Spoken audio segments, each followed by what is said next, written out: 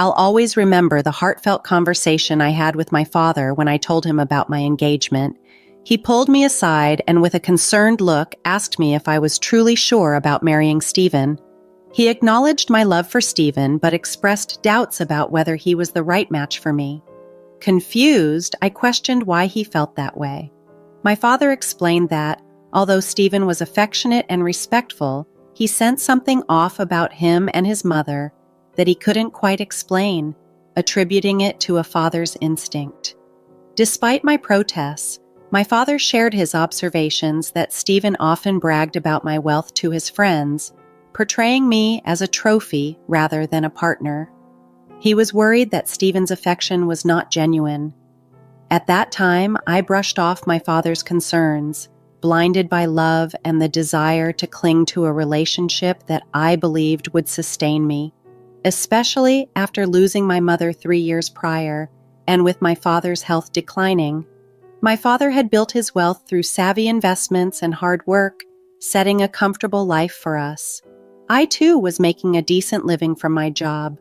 In contrast, Stephen and his mother, Megan, came from a modest background and often expressed their dissatisfaction with not having enough. Even after moving into my house post-marriage, they remained unhappy, always yearning for more luxurious and expensive lifestyles. Looking back, I realized that perhaps my father saw what I couldn't see at the time. I was a young woman in love, trying to hold on to something that felt like it would give me a reason to keep going despite the grief and loneliness I felt. Stephen and Megan, while they became my new family, perhaps weren't the sanctuary I hoped they would be. I vividly recall the moment when Stephen and his mother, Megan, lamented the size of my small townhouse compared to my father's mansion. "It's such a shame," they said, "that with your dad living in such a grand place, you ended up buying this tiny house." I explained that despite my father's wealth, I was just a regular office worker with a modest income, and even buying this house was a stretch for me, made possible only with my dad's help on the down payment. Megan, ever materialistic, suggested that my father should have bought me a better place, hinting that surely something must have been left for me by my mother when she passed away suddenly without a will. I tried to set the record straight. Whatever my mother had left was rightfully my father's, and I was content with what I had, not feeling entitled to more. Stephen then made a bold proposal that my father should swap houses with us since he was living alone and didn't need the space, to which Megan eagerly agreed. I was appalled and firmly refused, emphasizing that the house was my father's and he deserved to live there comfortably for the rest of his days. Their response was cold and calculating, pointing out that since my father was ill, they could wait a few years, and eventually everything would be mine to inherit. Their unabashed planning for my future inheritance was deeply disturbing. It was worsened by their frequent suggestions that I ask my father for more money, despite us not being in financial distress. They were clearly fixated on living a millionaire lifestyle without the means. The real crisis unfolded after my father passed away from cancer. I was heartbroken, yet received minimal support from Stephen or Megan, who seemed only interested in when they could hear the will read. They even refused to attend my father's funeral, claiming he meant nothing to them. This left me heartbroken and furious. Reflecting on those times, my father's earlier warnings echoed in my mind, stirring doubts about Stephen and Megan's true intentions.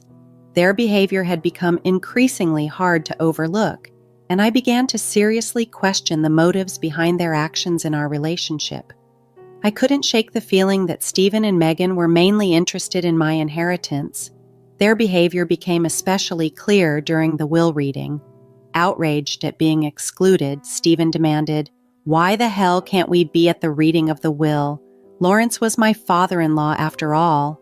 Megan chimed in, insisting it was absurd that they, as a family, were not present to know what Lawrence had left behind, especially since her son should have had some claim. The lawyer's response was blunt. "Your son isn't mentioned in the will, Megan, so he cannot attend the reading." I couldn't help but confront them about their obsession with the inheritance, especially since they hadn't even bothered to attend the funeral. It seemed to me that my father was only considered family when there was money involved. Their behavior escalated after the will reading. I returned home to face their incessant questions, despite still mourning my father. They offered no comfort or sympathy, only probing about the details of the inheritance. "So how much did you inherit from your parents? They must have left you a lot, right?" Megan asked eagerly. I replied, more to end their speculation than anything, "Actually, I didn't receive any money. My parents' wealth wasn't left to me." This revelation stunned them. "You got nothing? But your parents were wealthy. They must have left you something.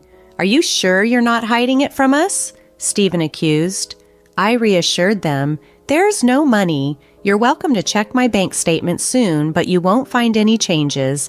As for the rest of their assets, they decided to donate what was left to charity." Their frustration was palpable, and Megan was quick to suggest that I contest the will. "That's ridiculous. You need to fight for your inheritance." But I was firm in my response. "There's nothing to fight for. My parents decided to give their remaining assets to charity. I respect their choice." Stephen and Megan seemed infuriated by my lack of interest in pursuing a fortune that no longer existed. I was baffled by their anger and persistent disbelief, but it only confirmed my suspicions about their true motivations. I was on the verge of revealing everything, but a nagging doubt held me back. I couldn't shake the feeling that Stephen and his mother, Megan, were scheming behind my back. As they continued to press me for details about the inheritance, I stood my ground, firmly repeating that I hadn't received any money, and even suggested I could show them my bank account to prove it in a few days. A month went by, and Stephen's behavior changed dramatically. He became distant and agitated, frequently checking my bank account and badgering me about the inheritance. It became clear to me what his true motivations might be. Finally, I had enough and decided to confront the situation head-on. I showed them my bank statements, confirming that no inheritance had come my way. "See, I wasn't lying. There's no secret inheritance," I asserted, hoping this would settle the matter. However, their reaction was shocking. Stephen exploded. "All our years of effort wasted. So your parents weren't that rich and you didn't even get a dime? This is unbelievable." His disappointment was palpable, and then he said something that broke me. "I stayed in this marriage for nothing. I married you for nothing. It was all a waste." His words cut deep. "What do you mean, Stephen? Why would you say that?" I asked, heart sinking. Megan scoffed. "Who would marry you without considering the money? My son married you expecting we could bank on your inheritance. Now we see you got nothing. I can't believe I wasted 6 years on a useless girl like you. Stephen could have done so much better." Hearing them speak so callously confirmed my worst fears. It was clear now that Stephen had married me for money. My parents had been right about him and his mother. They were nothing but gold diggers. As much as it hurt, what came next was even more crushing. Megan turned to Stephen with a cold, calculating look. "What's done is done, Stephen. But now it's time for you to leave her. There's no reason to stay anymore. You'll have time to find a new, rich wife next time. One who has money." Her words were like a knife. "Are you kidding me, Megan? You're pushing Stephen to divorce me over money?" I asked, my voice trembling. Stephen's silence spoke volumes. It was a defining moment for me. The facade had crumbled, revealing the stark, ugly truth of their intentions. I was heartbroken, but I knew I needed to find the strength to move on from this betrayal. Of course, Stephen's response was chillingly pragmatic. "I married you because I thought it would secure a comfortable life for me and my mom. We've always struggled financially. I didn't go to college and had no real means to earn much. I thought marrying you would change that, assuming your parents would leave you a substantial inheritance that you would share with us." His blunt admission that he had feigned love to secure financial stability stunned me. He continued, "It was the only way I thought I could give my mom the life she deserved. But now, seeing that there's no inheritance, it seems my efforts were pointless. Mom's right, I need to look forward and keep searching. His words, delivered so casually, shook me deeply. As he and Megan vented their frustration, I found myself tuning out, overwhelmed by the enormity of their deceit. Their lack of empathy and Stephen's sudden shift in attitude were both deeply upsetting and infuriating. I was so angry I wanted to scream, to lash out, but I restrained myself. Instead, I responded calmly, "Okay then, Stephen. If a divorce is what you want, then that's what you'll get. I've never been one to deny your requests. Consider this a final favor." Megan, ever the antagonist, jumped in. "Don't think this means you can take alimony from my son. We'll fight you tooth and nail before you see a cent of that." I replied firmly, "You're right, I don't have much money at the moment. So here's what I propose. A mutual divorce with no division of assets or alimony. You don't have much and neither do I right now. If you forego alimony, I'll agree to sign and not claim anything further from you." Stephen and I then discussed the details of our divorce more pragmatically. The conversation was devoid of any emotional connection. It was purely transactional, reflecting the stark reality of our relationship's dissolution. As we negotiated the terms of our divorce, I could tell Megan and Stephen were pleased that I wasn't creating any drama over the process. Perhaps they were surprised by my composed demeanor, not knowing that each day I was privately unraveling. On my way to work, tears streamed down my face, and I often spent hours crying alone in my car before and after work. Neither Stephen nor Megan noticed my puffy eyes or questioned why my daily routine had suddenly extended. Once Megan realized there was no inheritance in my future, she barely acknowledged my existence, only solidifying my resolve to end this marriage swiftly. I made arrangements for Stephen and Megan to move out of my house and into a rented apartment nearby. They settled in quickly, and as the divorce proceedings advanced, Stephen, true to his agreement, did not claim any part of my house. I, in turn, did not seek alimony. To him, it was a straightforward exchange. On the day our divorce was finalized, I decided to take one last step. I visited their rental to return my wedding and engagement rings. Standing at their doorstep, I said, "I just want to return these. This marriage brought nothing but distress into my life, and I prefer not to keep any reminders of it." Megan scoffed, seizing the moment to taunt me. "Are you sure? You might need the money. It's amusing you once looked down on our poverty, and now look at your situation. My son is being generous by letting you keep the rings. You might need to sell them when your job falls through." Her words stung, but I retorted with a laugh which seemed to confuse both Megan and Stephen. "Why would I need to sell the rings for money, Megan? You don't need to feel embarrassed for me. We already know my parents left me nothing. They lost it all to poor decisions, leaving their daughter with nothing. Or so you think?" My laughter in the face of their cruelty and misunderstanding seemed to unsettle them. I could see a hint of annoyance in Stephen's expression, perhaps embarrassed by his mother's blunt crudeness. As I turned to leave, their baffled faces were a clear sign. They still hadn't grasped the full extent of my independence and resilience. I walked away, knowing I was finally free from their toxicity, ready to rebuild my life on my terms. Stephen was visibly puzzled by my laughter, and Megan, annoyed, demanded, "Why the hell are you laughing? Did I say something funny?" Her disbelief only fueled my amusement. "It's truly hilarious how you think I'm destitute, Megan, and even more amusing that you believe my parents squandered their entire fortune." Megan snapped back, convinced of her narrative. "Of course you're destitute. Your parents didn't leave you a penny. They surely ruined your life by not leaving you an inheritance." I couldn't help but smirk at her misunderstanding. "I never said I didn't receive an inheritance, Megan. I simply told you that I didn't get any money. Indeed, my parents did leave me quite the inheritance." Confusion clouded her face. "What the hell does that mean? You have an inheritance?" I nodded, relishing the moment. "My parents saw right through you and Stephen as the gold diggers you are. So they included a secret clause in their will. They left me no money, but instead I inherited this entire neighborhood. Megan's shock was palpable. You own this neighborhood? How is that possible? We would have known about your inheritance. We even signed our lease with an estate manager who didn't mention the owner's name. My parents wanted me to wait for a year before claiming my inheritance, I continued. They wanted me to test you and see if you were with me for money or love. You failed that test and now you won't receive anything from me. The estate manager was appointed by my parents to manage the property until I could claim it. They were very clever, you know. That's impossible. I don't believe a word you're saying. You're just embarrassed because you have no money, Megan retorted, disbelief etched across her face. Stephen chimed in, skeptical yet curious.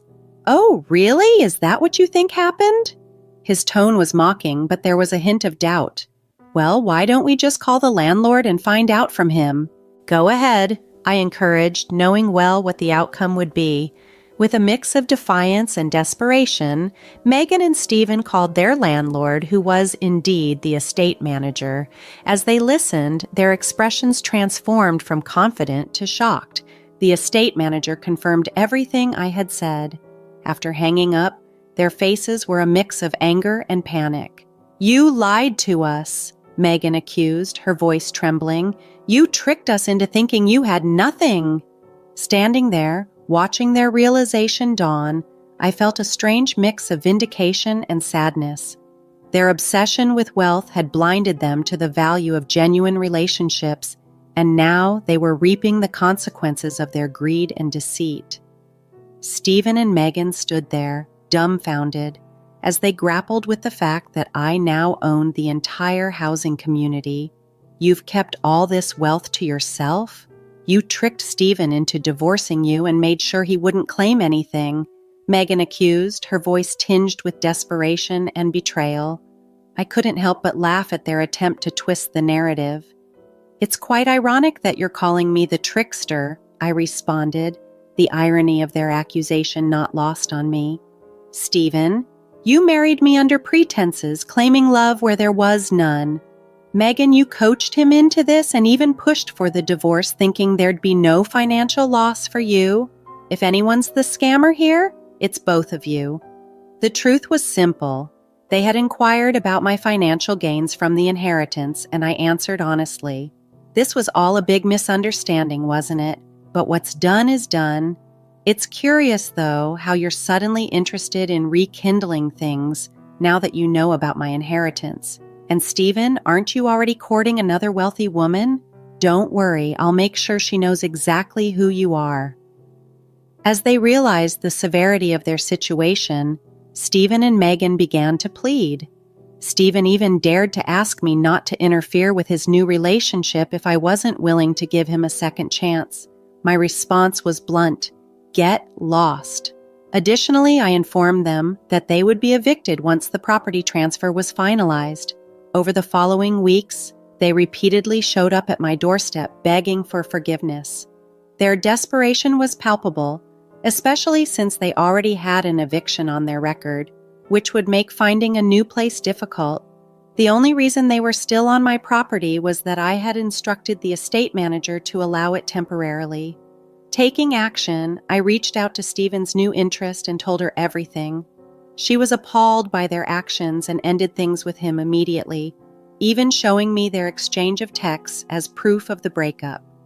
After this debacle, when Stephen and Megan resorted to verbally attacking me, I had no choice but to call the police. Their actions had crossed all boundaries of decency, confirming that my decision to distance myself from them was not just right, but necessary. Once the inheritance was officially transferred into my name, I didn't hesitate to evict Stephen and Megan from the property. They seemed shocked that I followed through with my threat. Despite their initial disbelief, they did attempt to come back onto my property, prompting me to call the police. The officers gave them a stern warning, and I proceeded to file for a restraining order to ensure they would stay away. Word of our altercation quickly spread throughout the town, and soon enough everyone knew about their deceitful behavior. As a result, they found themselves socially ostracized, which forced them to leave the city and try to start afresh elsewhere. Meanwhile, I've been relishing my newfound financial independence. Liberated from the clutches of gold-digging leeches, I'm now free to enjoy my life and the wealth my parents wisely left me, ensuring it would benefit someone who truly appreciated their legacy.